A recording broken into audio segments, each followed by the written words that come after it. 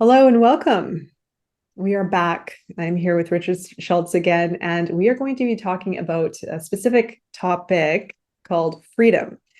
And we had a little bit of a brainstorm before this session here about what we're going to talk about and what does freedom mean. And then we all of a sudden open it up into all of these different facets of freedom. So we're going to share it with you. Oftentimes, when we hear the word freedom, it may resonate in a particular it may align with one particular meaning within ourselves, what freedom means for us, but there are many different aspects to the word freedom, and we're going to address as many as possible and offer you some information or guidance as far as how you can reflect on what the word freedom means for you, and not just the word, what the feeling means, what the experience means, even on a deeper level. So there are many different aspects to this word, this topic of freedom, and we're going to dive into it. So thanks again, Richard, for being here and joining in on this discussion as always. Yeah, it's great to be here, and of course this topic just emerged today, so there's some freedom. And okay, so what are we going to talk about? Where is this going to go? And there's no agenda; it's just whatever is going to come through in this conversation. So I'm feeling there's some freedom, and when we're when we or I am completely free, there's a nervousness there, right? There's maybe a fear of, okay, what is going to come through in a podcast? It's a good thing we're not doing this live. We can edit out stuff We that, can edit. I usually try not to, but but it's good all in the these, natural form. yeah, it is. There's a freedom in this, Mhm. in letting something emerge versus having to have these plans that, well, we're Mhm. talking, when we're planning, strategizing, we're into control. And Yeah. one aspect opposite of freedom is this sense of controlling what's going to happen. Mhm. And when we're in control, we're not in freedom.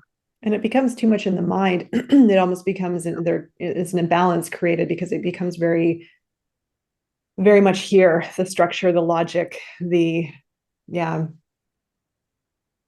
Yeah. So what are we going to talk about with freedom? Where should we start with this topic? So when we first started hashing out this topic, the first thing, and I mentioned earlier, right, that many of us have a different perception on freedom. It could be slight, could be major.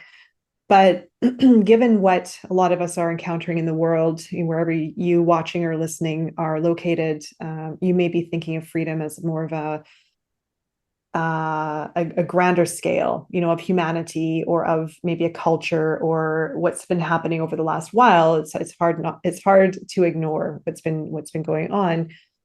But let's talk about what freedom means on maybe an environmental level, on an outward level, and then let's go in. Let's do Yeah. that because I feel that freedom is when we again think of because we're also well, in North America we have a lot of the freedom um, context that's introduced at a very young age. Free country, free society, free speech. But is it really? What does that mean exactly? And I really like this point that we will address, as well as what does freedom mean if we haven't truly felt it? What is this greater feeling and desire for freedom? So, Richard, I'll let you. I threw a few things at you there, but let's start with that freedom on the environmental, cultural, external context, and then we'll go inward. How about that? Yeah. Yeah. If I reflect on from that side that looks at the world and where we are right now, or where we are seem to be going as a society, it can be it could be very frightening. With the freedoms that we are used to we seem to be losing those. The democracy isn't what the vision of democracy was. There's censorship, there's suppression of other things. There's other conditioning. So it doesn't, the people don't have freedom of their voice maybe as much as they thought they did. So that can be really quite disturbing in the direction we're going. well, the lockdowns during the pandemic, there was a restriction of freedom. What, how did that feel for people? Some people got very depressed. Some people found their livelihoods taken away or stopped because of trying to protect everybody from that perception. So there's a lot going on right now out there. And we've had it good in North America and Canada for the most part. We may have had our individual experiences where we haven't felt free within our family units and growing up for whatever reason, or some people may have been put in prison. But in general, compared to some other countries, we've really had a dose of pretty good freedom, at least in my life. So what is freedom within is freedom within, how do we find freedom within the context of what's happening in our life? That's more that starts to look at the inner game or our attitude. Can we find freedom within self no matter what is going on out there? Is that something that's attainable? Is another question that we can get into. But yeah, it's my thoughts that arose. Exactly. And I believe I either did a podcast or another video on YouTube on this, where it's the suppression of, even from a psychological or energetic or lack of support for someone to live in their fullest potential or greatest potential or freely. When people are suppressed, and I truthfully, when I started doing a lot of this healing work, shadow work, subconscious work, and I started connecting the dots a lot with, where is this really coming from? That's what I really wanted to know. Where is this really coming from? And I would go deeper and deeper and deeper and deeper, in history, in how we've become accustomed to living a certain way. Is this the way that we're actually meant to live? Like, are we meant to live the way that we've been accustomed? Is that what is killing us? Is that what is creating the depression? If we're not allowed to, but a lot of us may think that we're free. Well, I can go out on the street. I live in Canada. I can walk on the street. I can wear what I want. I can swear at some person if I want. Just keep walking. I won't get arrested. I won't get killed. So I'm free. But it's more than that. And yes, some countries are worse off, have horrible, horrible restrictions and corruption, and we can go on forever about that. But when we've been grown up in a certain structure and making sure that you behave a certain way, you act a certain way in some kind of context or in some kind of constraint, it's still suppressing our ability to feel completely open and free. And a lot of us probably don't even realize what that is. How does it feel to just do whatever you want and not to worry? But we have all these different dynamics in society. You have, if everyone acted like that, well, what would happen? So you do need some kind of system in place to protect or to look out for people in some form. But I feel that if humanity had this opportunity to all start our life here with full freedom, what would the world be like? And what would that mean? Right? Yeah, we can ask that question. Where am I not free? This is what happened this morning in a dialogue. I was noticing, I'm noticing my mind is wanting me to do this or say this that wasn't coming from a place necessarily of freedom. And I found that really interesting. So what are my assumptions about what freedom is or isn't? What is my conditioning? We're all in a box. We're all enclosed in some kind of box, no matter where we are. And we may think and experience, as you say, oh, I have complete freedom here. But do you? Do you Exactly. really? And where are you not free? Are you um are you are you stuck somewhere?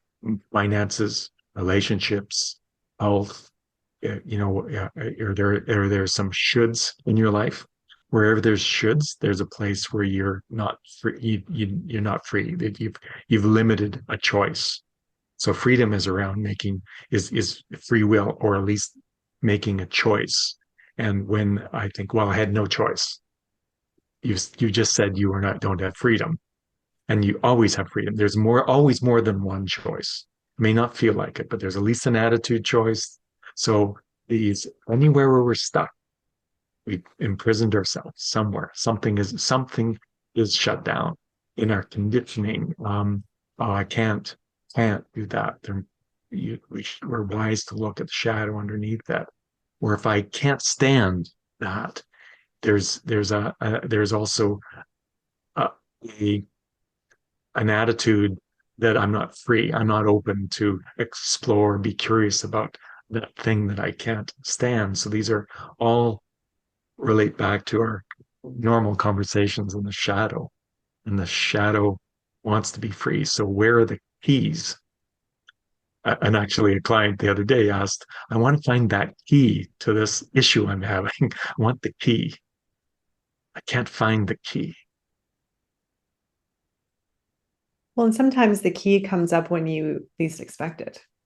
It maybe even comes from, and we talked about this just beforehand as well, cosmic freedom, our soul path in life, what we're meant to experience, your true calling in life, being put on a certain path, but we all have choice along the way of how we want to maneuver through that path in life. Do we really want to push hard and overcome our challenges?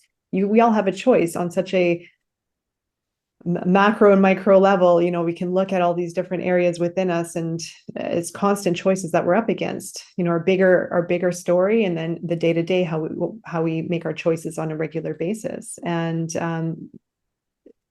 when we overcome one hurdle and to find the key, we can look for it, but sometimes our path in life, maybe we're not meant to find it or have it just yet. Or maybe we have to go through other layers within ourselves to address certain aspects within to achieve it, or to understand. Everyone has their own experience with this, right? But I like the idea of this cosmic freedom, because we are born into this lifetime and we have free will. You hear this, we talk about it a lot, that we have free will, but do we really? In some ways, you have your own path in life, you have choices that you can make, but you also have things you have to experience and you have to go through, and that you're meant to experience. And I've talked about this also too with manifestation, law of attraction, people wanting to create a new reality. There are all these different factors that we have to look at, and we see these sort of, well, a little bit superficial maybe, but quick tips on manifest fast and create your reality tomorrow. And there's this false image of this utopia that we can create for ourselves, based on just a few simple steps, but it's more complex than that.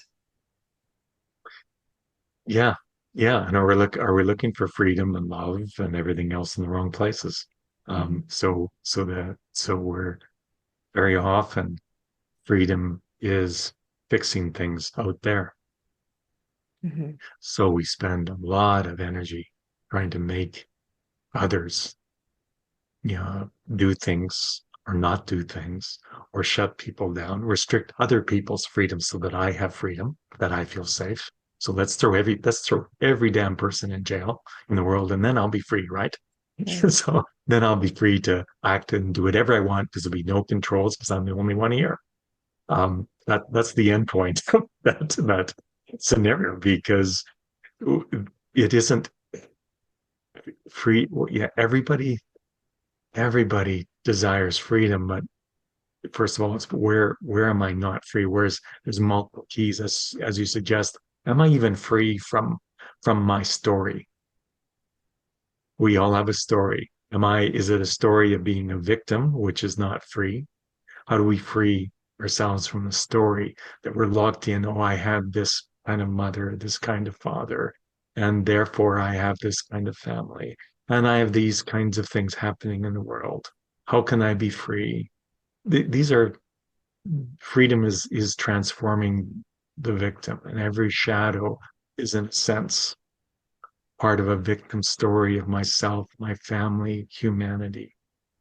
And can I be free despite that? Can I change my story? Can I write a new story of freedom?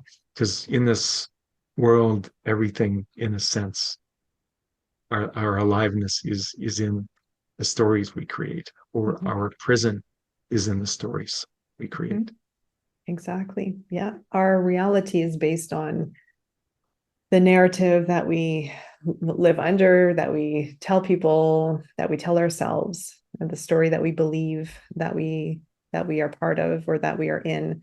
And so it is really starting from our inner self and addressing what can we free ourselves from emotionally, mentally, energetically, physically, and start there. And then our outer world responds accordingly. So it is the deeper journey first and foremost. And even for those listening or watching, even reflecting on what freedom means for you. What does freedom mean for you, Richard?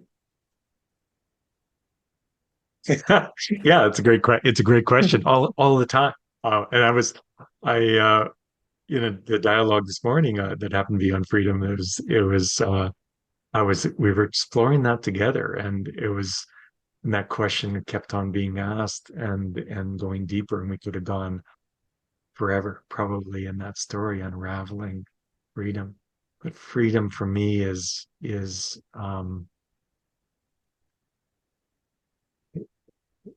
it seems to be like love, ever expanding. I don't know. I It's like stepping into inquiring is, where am I not free? Noticing that and letting that go, surrendering. And it seems to be ever expanding because I don't know what I don't know. It's like love. What's the depths that love can go? So I have an inkling that freedom means that I'm not locked into old stories, that I'm I'm completely open in my perception. I can I have the freedom to explore that opinion and worldview as well as the opposite and be curious within that environment because I've done the inner work to to not oppose. So it's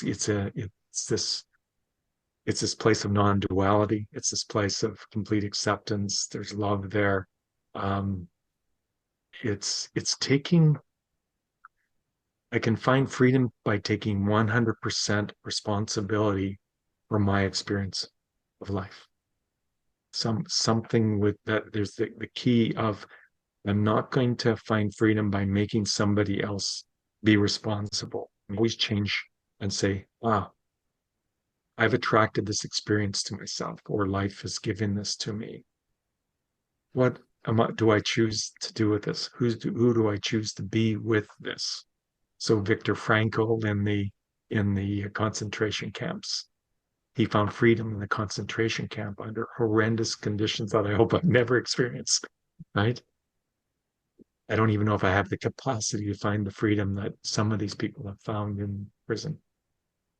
And then, Nelson Mandela in prison, and he came forth into creating South Africa with a level of freedom that shouldn't have come from his experience of being shut down, but it did. And that happened inside of him, not not elsewhere. Exactly.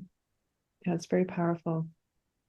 It is. And some of us get pushed into these places where we have to dig deep and and find and those two individuals you mentioned, they were in extreme conditions where they were there for a reason to push within themselves to see how they could change their life experience in the most difficult situations, and how powerful that is.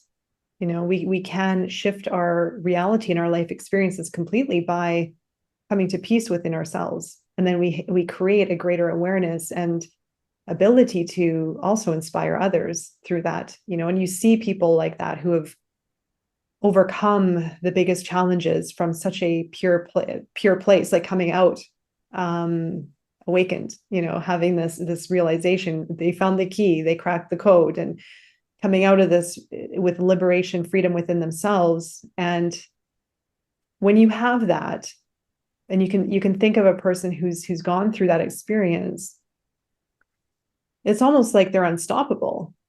There's nothing that can there's nothing that can hurt them. There's nothing that can really push them into a place of darkness. And I'm sure maybe they have after that point, but it's almost when you liberate, when you free yourself, you get a whole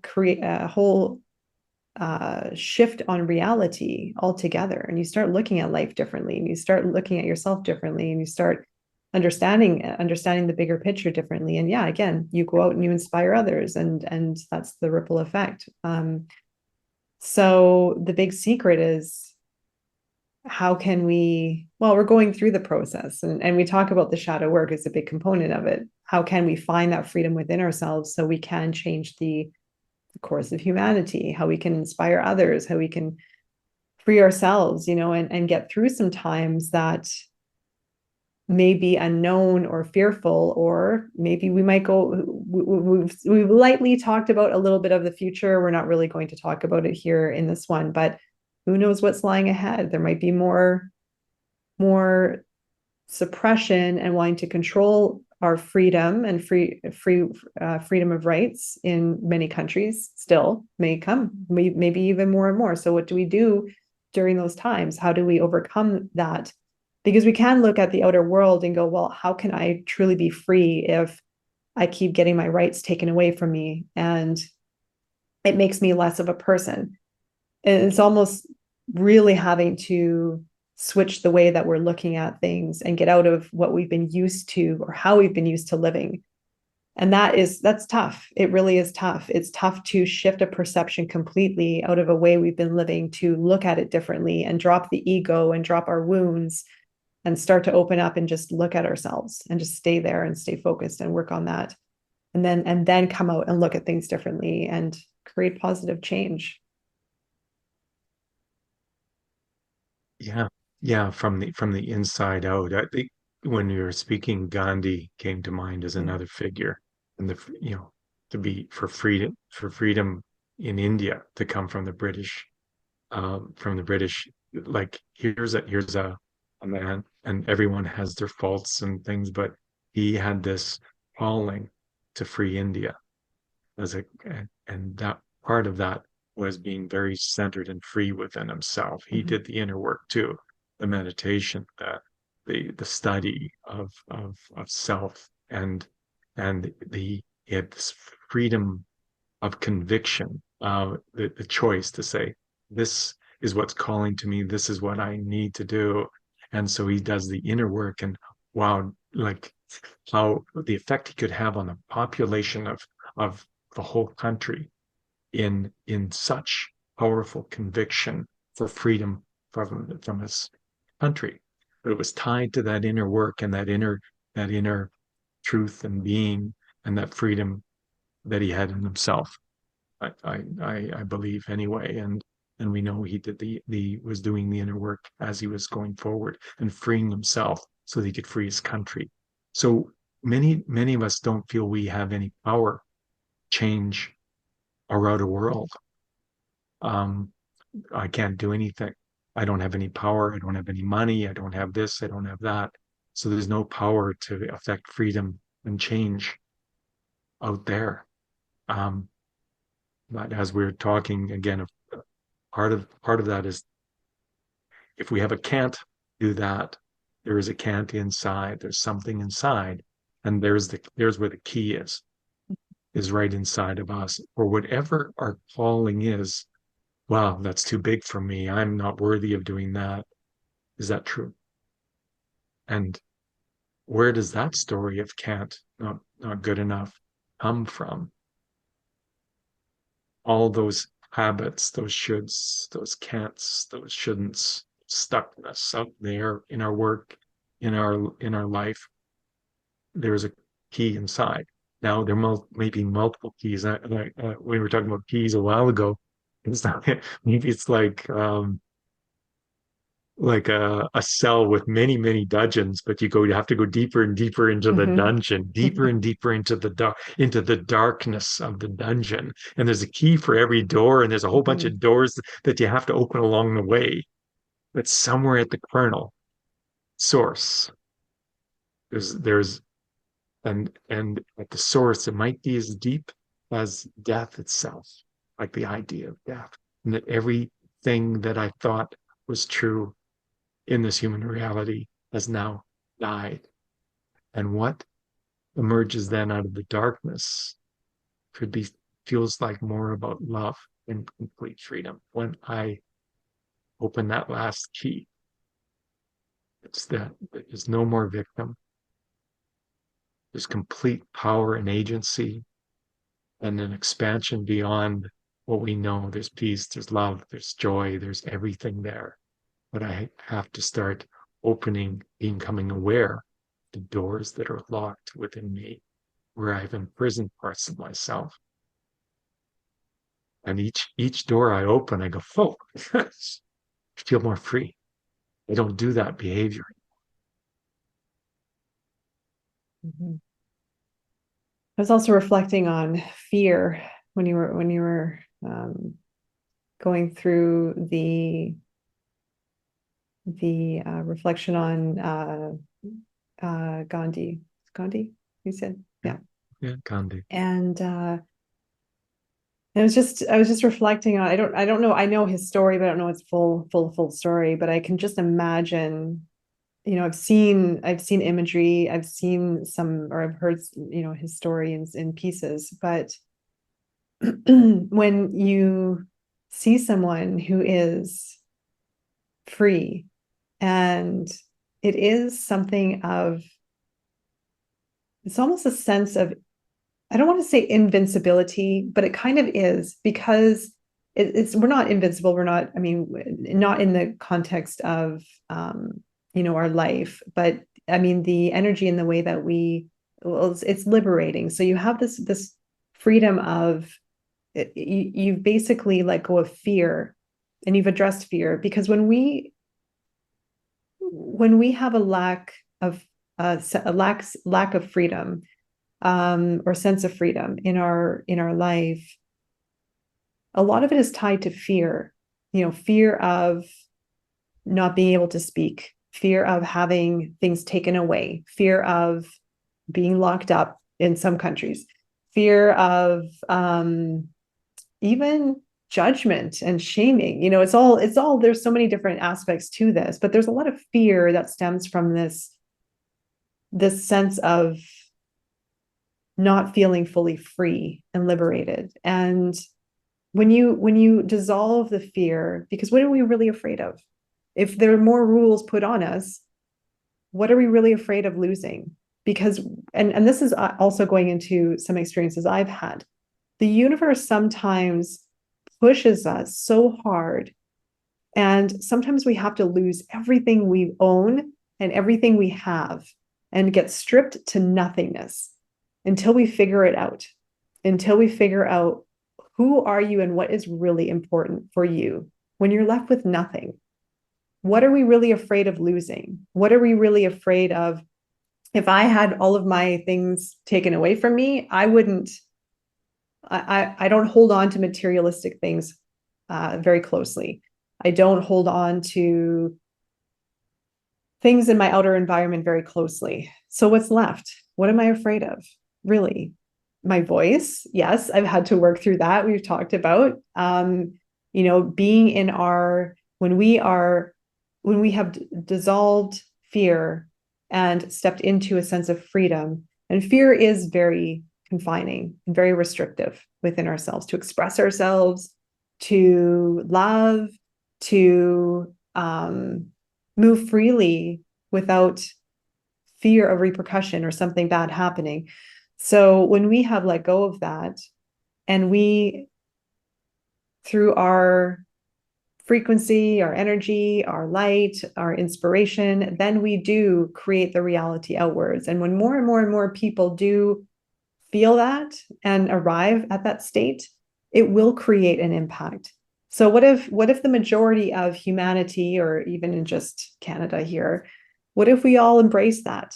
Can you imagine the impact that it would have? It would start to move things into the other direction. It's the butterfly effect, or whatever you want to call it. This effect that creates some kind of chain reaction in some kind of way. But we have so much fear and so much restriction, and it comes into our lives in so psychological ways, energetic ways, the ways that we don't even realize. But if we start, and I do feel that we're there, I do feel we are shifting that, because we are having more of these awakenings, more of these conversations, more of these realizations in areas that are quite surprising, actually. So I do feel it is starting to tip or tilt into that direction. But you can just imagine looking at some of the people you referenced, just knowing or seeing them and knowing where they have what they have gone through to arrive where they are. They had nothing. They basically and they were stripped of everything to arrive at a place. Well, I am who I am, and that's all I have. And that is a lot. And we all need to recognize that, that power that we have within ourselves and how powerful that really is. Because we are so distracted by, well, power to me means having a nice car and having a nice house and having an established lifestyle and saying I have this PhD and this, and that's not the point. What happens when it's taken away from you or when you lose it all? So it is the inner, it's a very powerful, well, we're all working on it in some degree. If people are watching this and listening to this, this is the path that we're on, is finding it, and finding that sense of freedom within self and overcoming fear. I feel it's very tied together. The fear is probably its stronghold on freedom. So that's the thing that's clamping down on our ability to feel it. Well, now that's a scary place to go, right? You mean I have to lose everything in order to be free, right? Like It you talked sounds, about it sounds, you talked about your journey, and yeah. wow, like everybody that's listening here, not everybody, but some will say, I don't want that. I don't want to Mm. lose everything in order to find my freedom. I'd rather be in prison and enjoy the fruits of if I can, of this life. And what's missing. But it's an interesting paradox. And we don't have to necessarily, in order to be free, lose everything. No, not at all. It's about losing attachment to It's things, that is it. Exactly. right? Yeah. And sometimes for like at least myself and everything else, the attachment comes hard. So the detachment comes hard, and letting go can come hard, and it becomes easier and easier. But if I don't let go, it seems to be taken away from me on my path anyway. And the fruits of that, one then that I let go of the fear of loss, Mhm. are incredible. More fruit from that than I possibly could have by having stuff Mhm. in my experience. But it's a quandary, because all the conditioning in this materialistic world is are you married or not? Oh, poor you, or whatever. Or do you have a house? Do you own a house? Do you have stuff? Do you have wealth? Everything is comparison at a material sense. Or people like And to talk about it. It's this yeah, showy aspect that the name throwing and the yeah. location they live in and this district and this school and this, yeah, it's all for show. It is. Yeah. But then there's shame. If we don't have that, there's shame attached to it within Mhm. our own story. How do we free ourselves from the shame? How do we free ourselves from the conditioning, the way things are supposed to be? How do we how do we enliven the rebel in us to say, no, there's a different path? And you and I have talked about that, because sometimes we hit a wall to say, running after these things that I'm supposed to run after has no meaning for me. There's something I'm missing here. Is this all that life is about? All this stuff that I'm supposed to should do?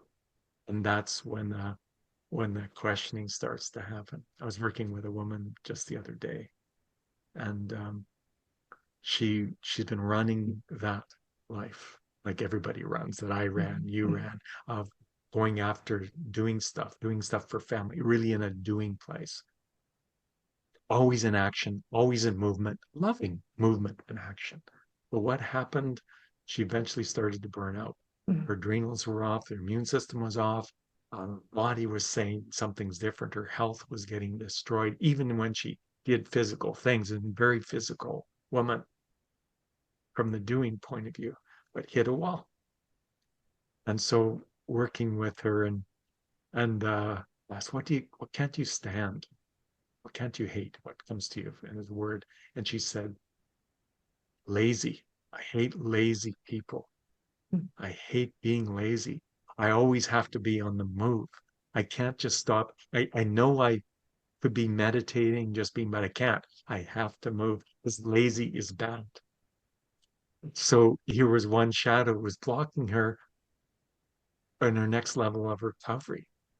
Is like so it's insanity. Why to love and embrace laziness?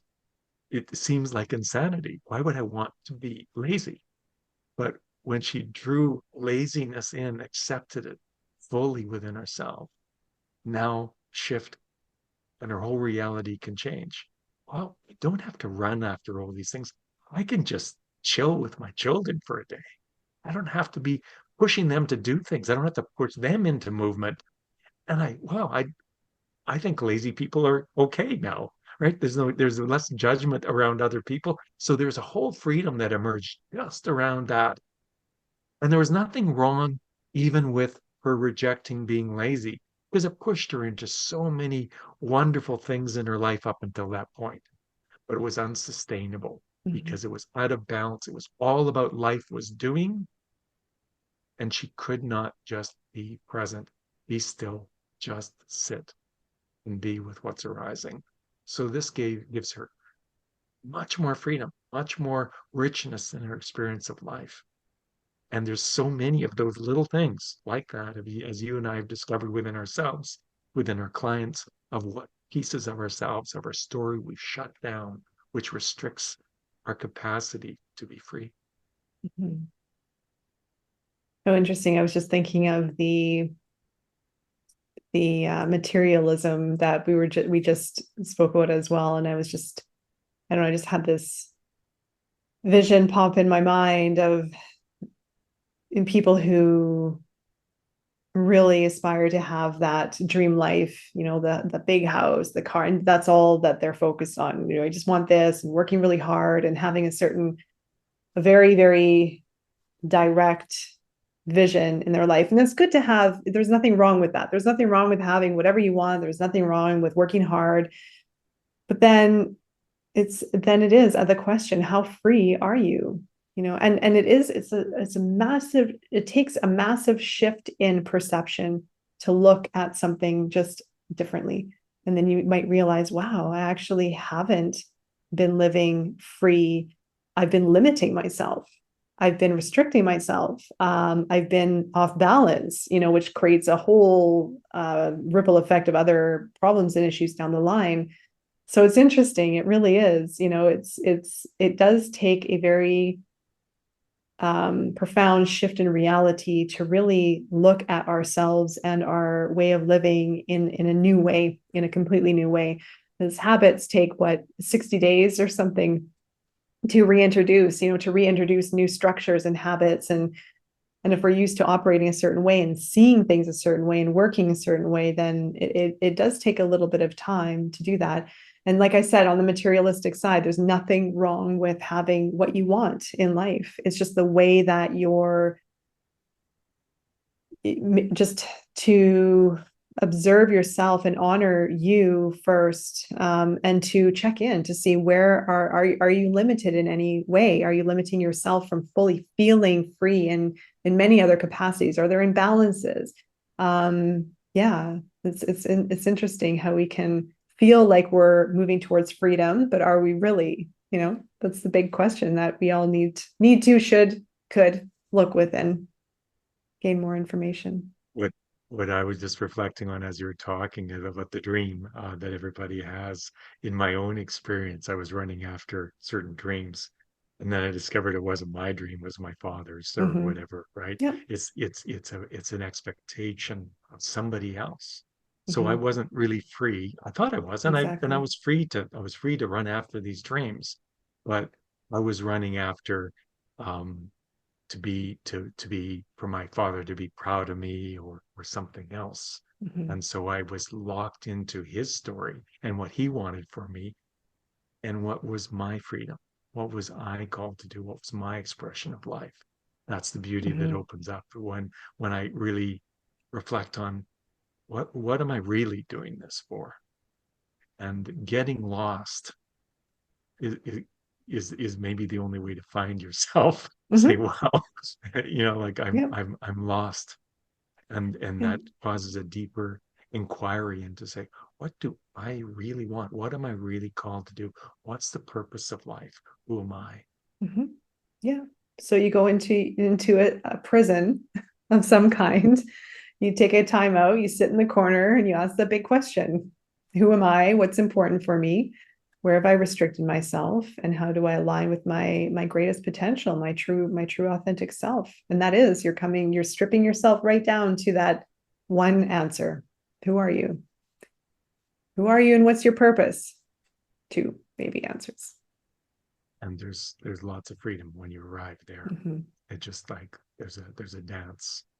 And then there's a whole new cycle to say, okay, so if this is my purpose, then who am I in to achieve or be this? And maybe more shadows come up there and discovering Yeah. where else I'm not free to fully live in the full expression of the purpose that's calling to me. And that's a really great point too, is when you go and for those listening, watching, when you're on that, if you're at that point, and I've worked with a lot of people, maybe yourself as well, Richard, who are there, at that turning point in their life of making that big shift. This is who I wasn't working. This is what I want, but what is that exactly, and how is it going to play out, and who do I need to be in order to fit in this new new version of myself, my true version of myself? And there are so many different areas, dimensions that need to be focused on and looked at, and that are going to surface for us to look at and overcome in order to create that new reality and to create that new path in life. And so never get discouraged if you're listening, watching, and you're there at that point, that turning point, that turnaround point.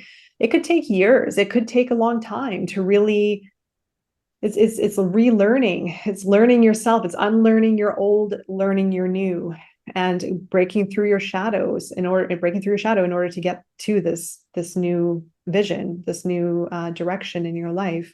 And it can be really difficult. It can feel like, well, you're dismantling an old reality. So you go through this almost like a mourning process in a way, or some kind of like really uncomfortable transition into something completely different, and that takes time and it needs to be honored, because it is really important. It's a very important transition.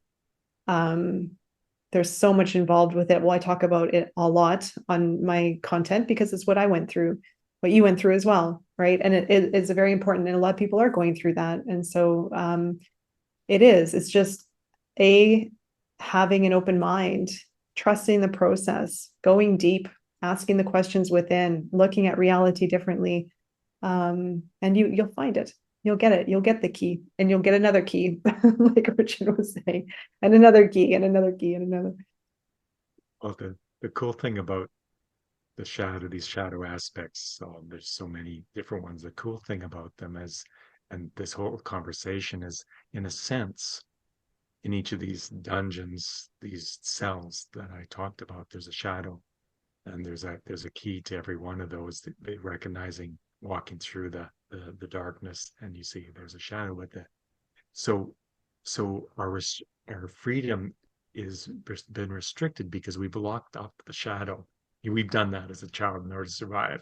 We've banished it, we've pushed it away, we've put it out of our sight, out of our consciousness because it was bad, right? So we've imprisoned parts of ourselves in order to think we have freedom. And Mhm. so, but the cool thing about cool or more uncomfortable. He says the shadow, that prisoner wants to be free. And it Hmm. will shout, and it will shout, and it'll say, "Hey, open the door. I want to come home. I want to come back to you." And it'll shout in the world, it'll shout inside, and it'll show up in all kinds of disturbances and imprisoning ourselves in various ways in our outer world because it wants to be free. It's all it Hmm. wants. And so turning inward, finding that shadow, and it'll call at the right moment and the right time if we're aware, and it'll get louder and it'll get louder and say, okay, I'll be something. I need to find a healer or whatever it is, but it's calling to you. And you'll never get more than you can handle unless you don't listen to Hmm. the shadow that wants to be free. Yeah. It's calling to you in our relationships, in our breakup of relationships, in our financial ruin, or whatever it be. There's a whole bunch of shadows that say, "Hey, I wanted to catch your attention, but you weren't listening, and I'm sorry it went to this place."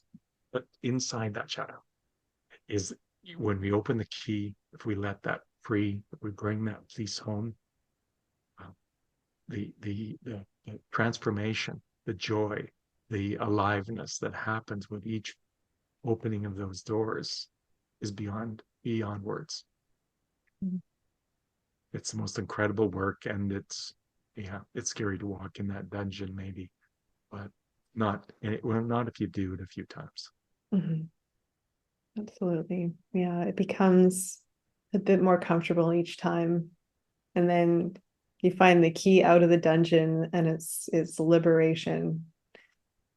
So it's coming home, it's returning home. And that is what freedom is. So start with the inner journey. This is all about the inner outer, starting with your inner self first and foremost. Do not fear what's happening in the outer world. Do not give energy to what's the negativity of what's happening in the outer world. Start with yourself and your energy. We are all one, right? At the end of the day. So your energy affects other people. Your returning to your own freedom, your own sense of freedom within yourself will create a profound change outward, right? And that's what we need to do. And remember, here we are all here to have an experience. What do you want your experience to be? How do you want to experience your life? And we can choose freedom, or we can choose that dungy, stinky prison that Richard referenced, and stay there until we figure it out. Because the depression and the sadness, it's all psychological, it's so subconscious, right? We'll still be there unless we address it, and that's where our free will comes in. Yep. Yep. Thanks, Yeah. Tara. That's I quite enjoyed playing here in this idea.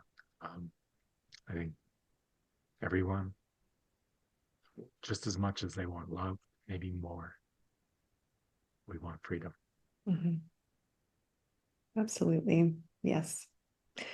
Thank you, Richard, very much.